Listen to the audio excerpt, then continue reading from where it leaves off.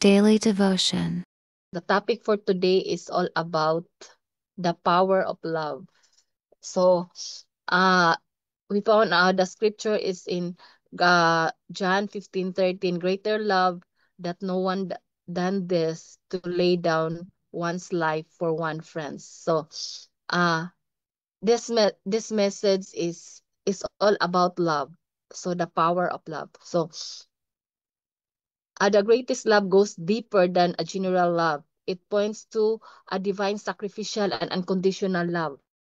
So that surpasses human. So hindi lang siya ordinary nga love, but it surpasses human kind of love. It's a sacrificial and unconditional love.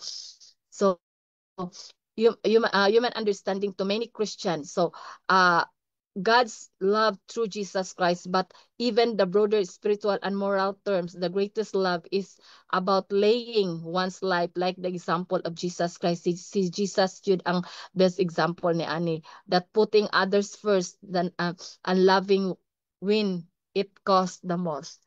So it says here in our sa panahon ngayon in the world filled with shallow about love, like a social media or romantic heights or temporary feelings, God calls us to the higher standard and deeper truth about sacrificial love, which is the power of love or the greatest love. So we are not just talking about emotional love or the love of someone to a husband or wife, but we are talking about the love that gives everything, expect nothing, and nothing never fails. So a love, a kind of a conditional love that even he or she is unlovable, we continue loving them. It says here, I love you even if you walk away, even if you reject me, even if you fail. So this kind of love that God has for you and me. So God doesn't just love people, He loves you.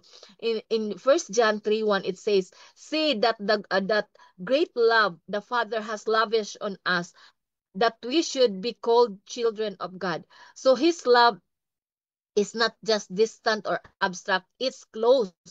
It sees you in your pain, it forgives you, it forgives your past, and it knows your name. So let the truth is that it settles that you are deeply personally internally loved. So this is a kind of power of personal love. The power of love must be shared. So this is a kind of, sabi dito in John 13:34, a new command I give you, love one another as I have loved you, so you must be love one another. So a power of love must be shared. So uh, we are not containers of love. We are conduits. So you receive the greatest love.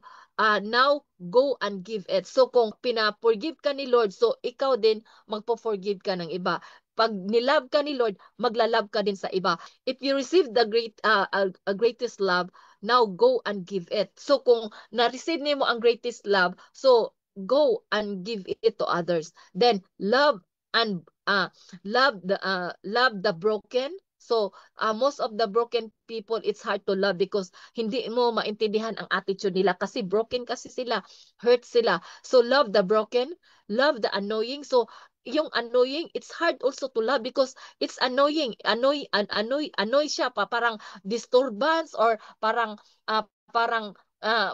naka-distract na sa oras mo. So love the annoying. So love the forgotten. So even ang mga tao nga neglected or forgotten, we need to love also.